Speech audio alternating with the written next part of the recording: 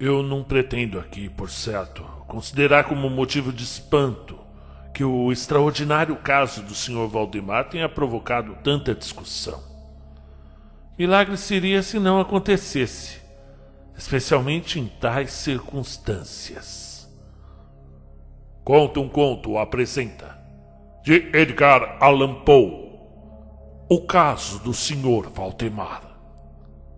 Narração Marcelo Fávaro. É que há um desejo de todas as partes interessadas em evitar a publicidade ao caso, pelo menos agora, ou até que tenhamos maiores oportunidades de investigação. E nossos esforços para realizar isto deram lugar a uma narrativa truncada ou exagerada que logo se propalou à sociedade e veio a ser fonte de muitas notícias falsas e desagradáveis e, bem naturalmente, de grande cópia de incredulidade. Torna-se agora necessário que eu exponha os fatos, que eu fale, até onde alcança a minha compreensão dos mesmos. São, em resumo, os seguintes.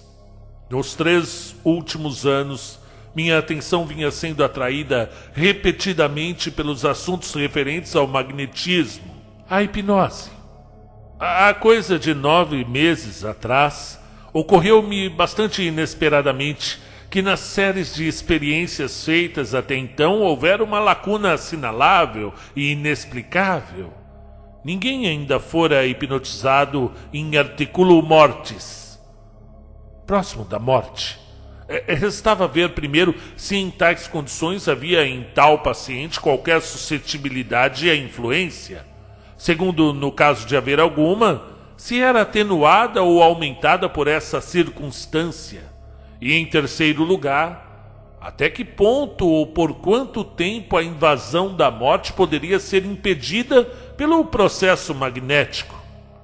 Haviam outros pontos a serem verificados, mas estes excitavam mais a minha curiosidade. O último de modo especial, pelo caráter imensamente importante de suas consequências. Quanto tempo a hipnose poderia retardar a morte, que estava próxima de vir? Procurando em torno de mim algum paciente por cujo intermédio pudesse eu certificar-me daquelas particularidades, vinha a pensar no meu amigo Sr. Ernesto Valdemar, o conhecido compilador da Biblioteca Forense e autor, sob o pseudônimo de Issachar Marx, das traduções polonesas de Wallerstein e Gargantua. O Sr. Valdemar, que residia geralmente em Harlem, em Nova York, desde o ano de 1839, é ou era especialmente notável pela extrema magreza corporal, parecendo-se muito suas pernas com as de John Randolph, e também pela brancura de suas suíças, em violento contraste com o negro do cabelo, e que, com consequência, era geralmente tomado por um chinó. O seu temperamento era assinaladamente nervoso, e isso tornava um bom instrumento para experiências mesméricas. Em 2 ou 3 ocasiões, eu o fizera dormir com pouco esforço, mas ficara desapontado quanto aos outros resultados que sua particular constituição me levava a prever. É que em nenhum período a sua vontade ficava inteira ou positivamente submetida à minha influência e, no que toca à clarividência, nada eu podia realizar com ele que me servisse de base. Atribuí sempre meu insucesso nesse ponto ao seu precário estado de saúde. Certos meses antes de conhecê-lo, seus médicos o haviam declarado tísico sem qualquer dúvida. E, na verdade, tinha ele o hábito de falar sobre a aproximação do seu fim como de uma questão que não devia ser lastimada e nem podia se evitar. Quando me ocorreram pela primeira vez as ideias a que me aludi, foi sem dúvida muito natural que eu pensasse no Sr. Valdemar. Eu conhecia muito bem, principalmente a sua sólida filosofia para temer qualquer escrúpulo de sua parte. E ele não tinha parentes na América que pudessem interferir plausivelmente. Falei-lhe com franqueza sobre o assunto e, com surpresa minha, seu interesse pareceu vivamente excitado. Digo com surpresa porque, embora ele sempre entregasse livremente sua pessoa para meus experimentos, nunca antes manifestara qualquer sinal de predileção pelo que eu fazia. A sua enfermidade era de tal caráter que admitia exato cálculo da época em que o seu desenvolvimento conduzia à morte. A gente sabia quando ele ia morrer. Finalmente, combinamos entre nós que ele me mandaria chamar 24 horas antes do prazo marcado pelos médicos, como o do seu falecimento. Faz agora mais ou menos 7 meses que eu recebi, do próprio Sr. Valdemar, o bilhete seguinte: Meu caro amigo, você pode bem vir agora. Os doutores concordam em que não posso durar além da meia-noite de amanhã. E penso que eles acertaram no cálculo com grande aproximação. Do seu amigo, Valdemar. Eu recebi esse bilhete meia hora depois que fora escrito. E 15 minutos após eu estava no quarto do moribundo. Não o via tinha 10 dias. E me espantou muito a terrível alteração que lhe trouxera tão breve intervalo. Sua face tinha uma coloração plúmbea, os olhos completamente sem brilho, e sua magreza era tão extrema que os ossos da face quase rompiam a pele. Sua expectoração era excessiva, o pulso mal podia ser percebido. Não obstante, ele conservava de algum modo bem digno de nota toda a lucidez da mente e certo grau de força física. Falava distintamente. Tomava sem auxílio alheio a alguns remédios paliativos e, quando entrei no quarto, ocupava-se em escrever notas num caderno de bolso. Estava apoiado na cama por travesseiros. Cuidavam deles os doutores D e F. Depois de apertar a mão de Valdemar, chamei aqueles senhores de parte e obtive deles relato minucioso das condições do paciente. O pulmão esquerdo estivera, durante 18 meses, num estado semiósseo ou cartilaginoso e se tornara, sem dúvida, inteiramente inútil a qualquer função. O direito, na sua parte superior, estava também parcialmente, se não de todo, ossificado, enquanto a região anterior era simplesmente uma massa de tubérculos purulentos, interpenetrando-se. Havia muitas cavernas extensas e, em um ponto, se operara uma adesão permanente às costelas. Esses aspectos do lobo direito eram da data relativamente recente. A ossificação prosseguira com uma rapidez bastante incomum. Nenhum sinal dela fora descoberto um mês antes, e a adesão apenas fora observada durante os 3 dias antecedentes. Independentemente da tísica, suspeitava-se que o paciente sofresse de aneurisma da aorta, mas neste ponto os sintomas ósseos tornavam impossível um diagnóstico exato. Era a opinião de ambos os médicos que o Sr. Valdemar morreria mais ou menos à meia-noite do dia seguinte, no domingo. Estávamos então às 7 horas da noite do sábado. Ao deixar a cabeceira da cama do inválido para travar conversa comigo, os doutores tinham-lhe dado um definitivo adeus. Não tencionavam voltar, mas, a pedido meu, concordaram em visitar o doente, mais ou menos às 10 horas do dia seguinte, à noite. Quando eles se foram, falei francamente com o Sr. Valdemar sobre o assunto de sua morte vindoura, bem como, mais particularmente, sobre a experiência proposta. Ele mostrou-se ainda completamente de acordo, e mesmo ansioso por sua realização, e insistiu comigo para que a começasse imediatamente.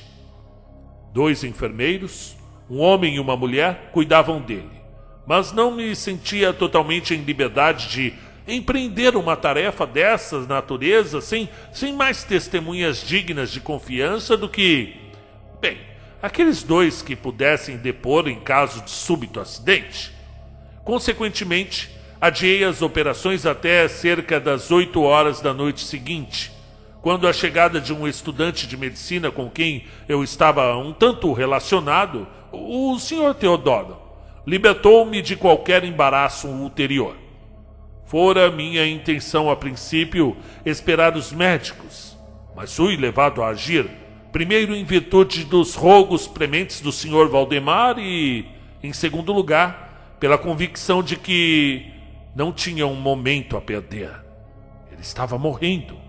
Diante da evidente aproximação rápida do seu fim, era preciso começar agora. O Sr. L. teve a bondade de satisfazer meu desejo de tomar notas de tudo quanto ocorresse. E é dessas notas que o que eu vou narrar foi na maior parte condensado ou copiado verbatim.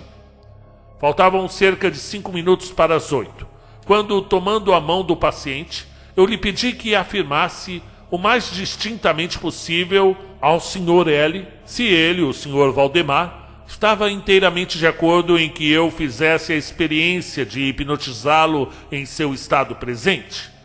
Ele respondeu com a voz fraca, porém completamente audível: Sim, desejo ser hipnotizado. Acrescentando imediatamente depois: Receio que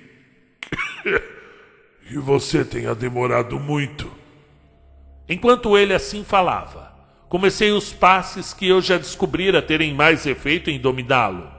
Ele ficou evidentemente influenciado com o primeiro toque lateral de minha mão sobre sua fronte. Mas, embora utilizasse eu todos os meus poderes, nenhum efeito ulterior perceptível se verificou, até alguns minutos depois das 10 horas, quando os doutores chegaram, de acordo com o combinado. Expliquei-lhes em poucas palavras o que pretendia, e como eles não opuseram objeção, dizendo que o paciente já estava em agonia mortal, continuei, sem hesitação, mudando, porém, os passes laterais por outros descendentes e dirigindo o meu olhar inteiramente sobre o olho direito do moribundo. A esse tempo, já seu pulso era imperceptível e sua respiração estertorosa, a intervalos de meio minuto. Tal estado conservou-se quase inalterado durante 1/4 de hora. No expirar esse período, porém, um suspiro natural, muito profundo, escapou do peito do homem moribundo e cessou a respiração estertorosa, isto é, seus estertores não mais apareciam. Os intervalos não diminuíram. As extremidades do paciente tinham uma frialdade de gelo. Aos 5 minutos antes das 11, percebi sinais inequívocos da sua influência magnética. Ele estava começando a dar sinais. O movimento vítreo do olho mudara-se naquela expressão de inquietante exame interior que só se vê em casos de sonambulismo e diante da qual é completamente impossível haver engano. Com alguns rápidos passes laterais, fiz as pálpebras estremecerem, como em sono incipiente, e com alguns mais consegui fechá-las de todo.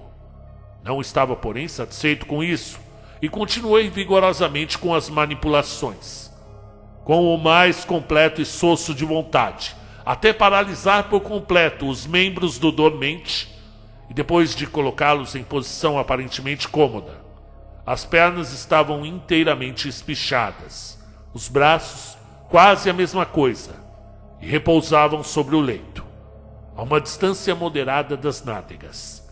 A cabeça achava-se levemente elevada. Bem, quando terminei isso já era 00:00 em ponto, e pedi aos cavalheiros presentes que examinassem o estado do Sr. Valdemar. Depois de alguns exames, admitiram eles que se achava num estado perfeitamente extraordinário de sono mesmérico. A curiosidade dos médicos achava-se altamente excitada. O Dr. D resolveu ficar logo ao lado do paciente a noite toda, enquanto o Dr. F partia, com a promessa de voltar ao amanhecer. O Sr. L e os enfermeiros ficaram. Deixamos o Sr. Valdemar inteiramente tranquilo, até às 3 horas da madrugada, quando me aproximei dele e vi que se encontrava precisamente no mesmo estado em que o deixara o Dr. F. Ao retirar-se, isso é, jazia na mesma posição e o pulso era imperceptível, a respiração ligeira, mal distinguível, a não ser por meio da aplicação de um aparelho aos lábios. Os olhos fechavam-se naturalmente, e os membros estavam tão rígidos e frios como mármore. Contudo, a aparência geral não era certamente a da morte. Quando me aproximei do Sr. Valdemar, fiz uma espécie de leve esforço para influenciar seu braço direito a acompanhar o meu, que passava levemente, para lá e para cá, por cima de sua pessoa. Em tais experiências com esse paciente, nunca eu conseguira antes o êxito completo, e de certo tinha pouca esperança de ser bem-sucedido agora. Mas, para o meu espanto, seu braço bem pronto, embora fracamente, acompanhou os movimentos que eu fazia. Foi quando eu decidi arriscar algumas palavras de conversa. Senhor Valdemar, disse eu, está adormecido? Ele não deu resposta, mas percebi um tremor em torno do lábio, e por isso fui levado a repetir algumas perguntas. À terceira repetição, todo o seu corpo se agitou em um leve calafrio. As pestanas se abriram, permitindo que eu visse a faixa branca do olho. Os lábios se moveram lentamente, e dentre eles, um sussurro mal audível brotaram as palavras. Sim, estou adormecido agora. Não me despertes. Deixe-me morrer assim. Apalpei-lhe então os membros e achei-os tão rijos como dantes. O braço direito obedecia ainda à direção da minha mão. Interroguei de novo o magnetizado. Sente ainda dor no peito, Sr. Valdemar? A resposta agora foi imediata, mas ainda menos audível do que antes. Dor nenhuma. Estou morrendo.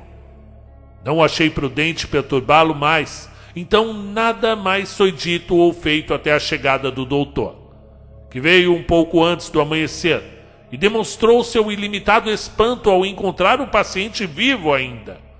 Depois de tomar-lhe o pulso e aplicar-lhe um espelho aos lábios, pediu-me que me dirigisse de novo ao magnetizado. Acedi perguntando, Sr. Valdemar, ainda está dormindo? Como anteriormente, alguns minutos decorreram até que fosse dada sua resposta, e durante o intervalo, parecia que o moribundo reunia suas energias para falar. À minha quarta repetição da pergunta, disse ele com uma voz muito fraca, quase imperceptível. Sim, durmo ainda. Estou morrendo. Era agora a opinião, ou antes, o desejo dos médicos de que o Sr. Valdemar deveria ser deixado tranquilo na sua presente situação de aparente repouso, até sobrevir à morte. E isto todos concordavam. Deveria realizar-se dentro de poucos minutos. Resolvi, porém, falar-lhe mais uma vez e repetir simplesmente a minha pergunta anterior. Enquanto eu falava, ocorreu sensível mudança na fisionomia do hipnotizado. Os olhos se abriram devagar, desaparecendo as pupilas para cima. Toda a pele tomou uma cor cadavérica, assemelhando-se mais ao papel branco do que ao pergaminho. E as manchas circulares éticas, que até então se assinalavam fortemente dentro de cada face, apagaram-se imediatamente. Eu uso esta expressão porque a subitaneidade de sua desaparição trouxe-me à mente nada menos do que a ideia do apagar de uma vela com um sopro. Sim, como se estivesse se apagando. Ao mesmo tempo, o lábio superior retraiu-se, acima dos dentes que até então cobria por completo, enquanto o maxilar inferior caía com movimento audível, deixando a boca escancarada e mostrando sua língua inchada e enegrecida. Eu suponho que ninguém no grupo ali presente estava desacostumado aos horrores dos leitos mortuários, mas tão inconcebivelmente horrenda a aparência do Sr. Valdemar naquele instante que houve um recuo geral de todos na proximidade da cama. Eu sinto agora ter chegado a um ponto dessa narrativa diante do qual todo leitor passará a não dar crédito nenhum. É, contudo, minha obrigação simplesmente continuar. Já não havia mais o menor sinal de vida no Sr. Valdemar, e comprovando sua morte, íamos entregá-lo aos cuidados dos enfermeiros. E isso foi quando um forte movimento vibratório observou-se na sua língua, o qual continuou durante 1 minuto talvez. Aquela língua inchada e negra, a língua da morte. Terminando este estremecimento, irrompeu dos queixos distendidos e imóveis uma voz. Agora imagine, uma voz tal que seria loucura minha tentar descrever. E é certo, 2 ou 3 epítetos que poderiam ser considerados aplicáveis a ela em parte. Podia dizer, por exemplo, que o som era áspero, entrecortado e cavernoso. Mas o horrendo conjunto, o conjunto em si da coisa, é indescritível, pela simples razão que nenhum som igual jamais vibrou em ouvidos humanos. Havia 2 particularidades, não obstante, que pensei e ainda penso, podiam francamente ser comprovadas como características da entonação, bem como adequadas a dar alguma ideia da sua peculiaridade sobrenatural. Em primeiro lugar, a voz parecia alcançar nossos ouvidos, pelo menos os meus, de uma vasta distância, ou de alguma profunda caverna dentro da terra.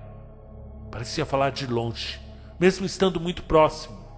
E em segundo lugar, dava-me a impressão, e eu receio, na verdade, ser impossível fazer-me compreender, que as coisas gelatinosas e pegajosas dão no sentido do tato. Falei ao mesmo tempo em som e voz. E quero dizer que o som era de uma dicção distinta, maravilhosamente distinta, mesmo, e arrepiante.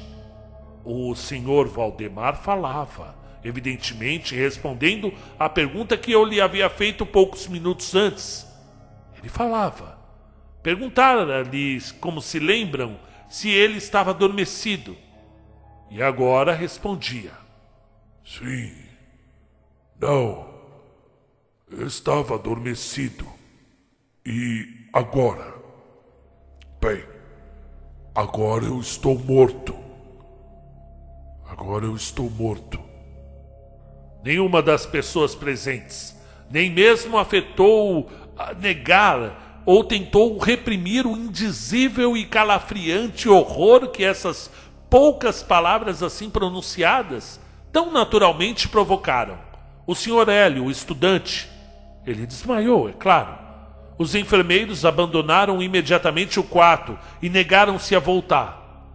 Não pretenderei tornar ilegível ao leitor as minhas próprias impressões. Durante quase 1 hora nos ocupamos, calados, sem dizer uma só palavra, em procurar fazer o Sr. L. voltar a si. E quando isto se deu, dirigimos-nos de novo a examinar o estado do Sr. Valdemar. Continuava, a todos os respeitos, como descrevera antes, com uma exceção assombrosa. O espelho não mais revelava a respiração. Uma tentativa de tirar o sangue do braço fracassou. Devo mencionar também que esse membro não mais se mostrou obediente à minha vontade. Tentei em vão fazê-lo acompanhar a direção de minha mão, mas a única e real demonstração da influência hipnótica achava-se então no movimento vibratório da língua, quando eu dirigi uma pergunta ao Sr. Valdemar. Ele parecia estar fazendo um esforço para responder, mas não possuía mais volição suficiente. As perguntas que lhe eram feitas por qualquer outra pessoa além de mim parecia totalmente insensível. embora eu tentasse colocar cada membro do grupo em relação magnética com ele. Creio que relatei agora tudo quanto foi necessário para uma compreensão do estado do hipnotizado naquele momento. Foram procurados outros enfermeiros e às 10 horas deixei a casa em companhia dos 2 médicos e do Sr. Hélio, o estudante. À tarde, fomos todos chamados de novo para ver o paciente. Seu estado permanecia precisamente o mesmo. Tivemos então uma discussão a respeito da oportunidade e da possibilidade de despertá-lo, mas pouca dificuldade tivemos em concordar que não havia nenhuma utilidade em fazê-lo.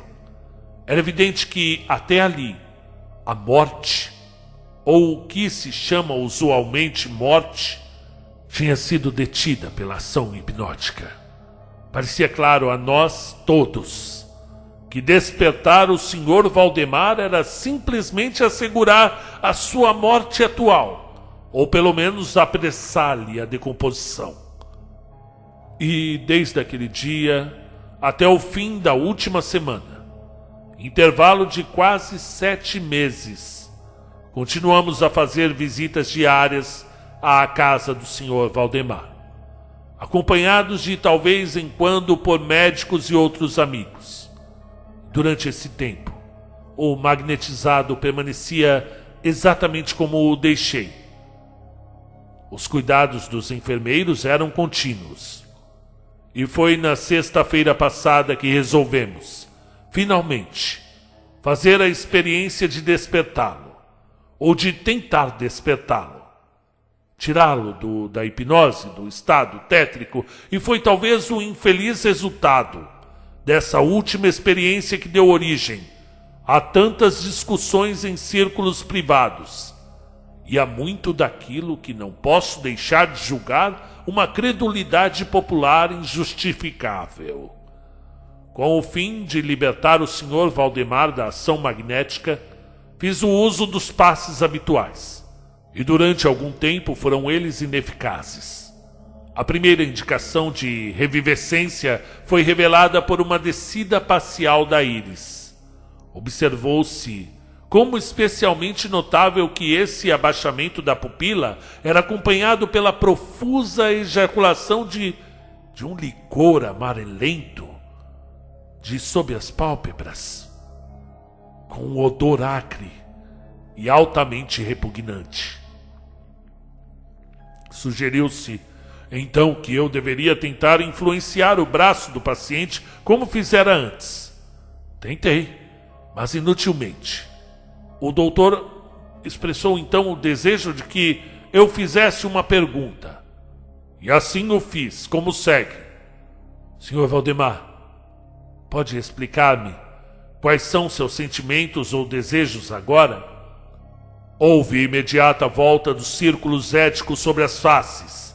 A língua vibrou, ou antes, rolou violentamente na boca, embora os maxilares e os lábios permanecessem rijos como antes. E por fim, a mesma voz horrenda que eu já descrevi ejaculou: "Pelo amor de Deus, depressa, depressa, faça-me dormir, ou então, depressa, acorde-me, depressa. Afirmo que estou morto."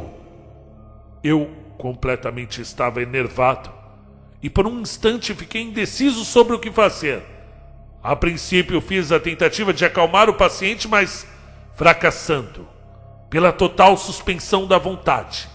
Fiz o contrário e lutei energicamente para despertá-lo. E nessa tentativa vi logo que teria êxito, ou pelo menos logo imaginei que meu êxito seria completo. E estou certo de que todos no quarto se achavam preparados para ver o paciente despertar. Para o que realmente ocorreu, porém, é realmente impossível que qualquer ser humano pudesse estar preparado. Enquanto eu fazia rapidamente os passes magnéticos entre ejaculações de morto, morto, e rompendo inteiramente da língua, e não dos lábios do paciente, todo o seu corpo, de pronto, no espaço de um único minuto, ou mesmo menos. Primeiro contraiu-se e se desintegrou, absolutamente podre, sob minhas mãos. Sobre a cama, diante de toda aquela gente, jazia uma quase líquida massa de nojenta e detestável putrescência. Fim do conto. Olá, seja muito bem-vindo. Meu nome é Marcelo Fávaro e essa é uma regravação do conto O Estranho Caso do Sr. Valdemar, um dos contos mais mórbidos, que me dá mais anseios de passar mal, principalmente quando ele volta e aquele líquido desce do olho dele, que coisa horrível. E traz um tema que até então era pouco explorado nos contos de terror, até hoje são pouco explorados, que é a hipnose, né? Eu tenho um amigo professor que ele é bem adepto desses estudos, ele leva a sério realmente os estudos da hipnose, diz que ajuda muito no caso da mãe dele, que tem dificuldades terríveis para dormir, e que ele acaba muitas vezes hipnotizando a mãe para conseguir que ela tenha uma noite de sono. E eu acho isso bem interessante, né? Não é o meu caso de interesse, mas e muita gente se ocupa dessa prática, né? Tem gente que fala até que nós mesmos nos auto-hipnotizamos várias vezes. E eu acredito que sim. Sabe quando tem alguns lugares, quando você deita e tenta dormir e não consegue, você começa a contar carneirinhos, isso é uma auto-hipnose, né? Esse meu amigo professor, ele fala, você imagina que está dentro de um elevador e conforme vão subindo os andares, você mentaliza o número dos andares, há uma diminuição do seu estado de consciência, partindo para a inconsciência como fosse o último andar, e dificilmente você conseguiria chegar a esse último andar sem dormir antes, né? Então ele fala isso, eu acho interessante. Já tentei algumas vezes, eu consegui dormir, né? Outras não.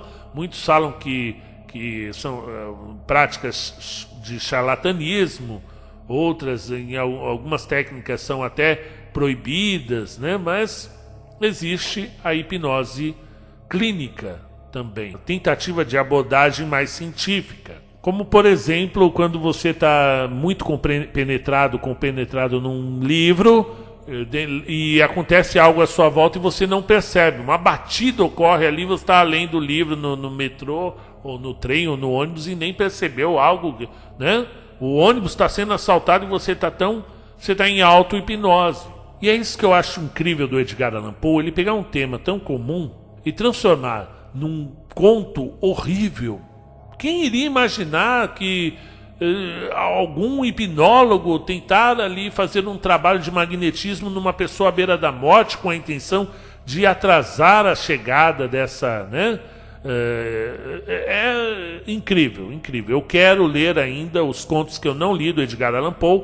Tem 2 contos longos. Um é o Escaravelho de Ouro. Então, se você quer o Escaravelho de Ouro, digita aí, comenta, porque aí eu vou saber se realmente vale a pena o meu tempo, que são mais de 50 páginas. E o H.P. Lovecraft, falta A Busca Onírica por Kadá, também um conto mais longo dele, então eu tenho que tomar fôlego para ir atrás dessa geniosa obra de horror. Então, o que você está achando aí do Outubro Sangrento? Resolvi trazer somente contos clássicos para vocês, de escritores muito conhecidos. É claro que nós temos a série dos novos escritores. Eu vou separar um mês só para narrar contos dessa nova juventude aí, essa galera, ou até escritores mais velhos que nunca foram lidos ou que foram pouco lidos. Então são escritores que ainda não estão nas grandes livrarias. Basta mandar o seu texto para o meu e-mail favaromestrado@gmail.com com o seu texto em arquivo ou PDF ou Word, mais um texto falando sobre você, né, para a gente saber quem é você, e uma sinopse do conto. Escreve alguma coisinha sobre o conto ali, ó, esse conto fala tal, o assunto é tal, para ficar mais fácil para mim, porque tem bastante texto aqui no meu e-mail, eu estou lendo aos poucos, então demora um tempinho, né? Chega pelo menos um conto por dia, chega aqui no e-mail, então tenho aí uma filinha para ler, mas geralmente eu consigo terminar de lê-los, e se ele for legal, é claro que com o maior prazer eu vou ajudar a divulgar o seu texto aqui no meu canal, ok? As pessoas ficam muito felizes quando tem textos dos novos escritores. O que eu peço é que eles sejam no mínimo inscritos no canal, né? Tem alguns escritores que chegam e nunca ouviram falar do meu canal, nunca ouviram a minha voz narrando conto nenhum e falam assim: ei, meu, eu sou escritor, sou diretor, sou a porra toda, e eu queria que você narrasse um conto aí meu, e é isso aí. Tudo tem um jeito de se falar, né? Se conversando direitinho, você faz amizade até com o Papa, né? Eu gosto muito de fazer amizade, de conversar, mas é claro que tudo tem um mínimo de educação, né? Você pode trabalhar bem o seu texto, porque existe alguns textos que eu até tento gravar, e os textos são legais do tema, só que foi tão mal escrito, e eu não estou falando aqui de norma culta da língua portuguesa, porque eu mesmo não escrevo na norma culta, nem a Funerária do Rock foi norma culta, nem os textos do Steve Today, mas o mínimo ali de pontuação para ajudar na gravação, porque senão, se eu não sei onde está a vírgula, eu vou errar na hora de gravar. Se eu não sei onde está o acento, eu vou errar na hora de gravar. Então aí vai ficar bem difícil. Eu teria que parar a gravação e ficar uns 2, 3 dias trabalhando o seu texto, deixando ele adequado para que eu consiga voltar, e infelizmente a gente gravando texto todo dia não vai dar, né? Então, se você é escritor, eu não estou falando aqui de normas, né? Você lembra, o Patativa da Saré nunca teve acesso à educação e escreveu textos maravilhosos, né? Aqui não estamos falando de preconceito linguístico. O Bukowski escrevia como se falava, né? A gente está falando justamente de uma facilidade na hora do narrador gravar. Então, se você trabalha com texto, é um escritor, a sua peça de arte é o texto, né? Então, você pode trabalhá-la como o escultor trabalha com a pedra ou com a madeira, como a bailarina trabalha com os movimentos da dança, seja ela uma dança clássica ou uma dança de rua, há todo um cuidado, né, com o movimento. Cada pezinho que ela coloca, ela pensa 10 vezes ali, é milimetrado, né? Você pode fazer isso com o seu texto também. Tá bom, pessoal? O que vocês acharam aí do caso do senhor Valdemar? Eu fiquei aqui, eu gosto muito desse conto. Até a próxima.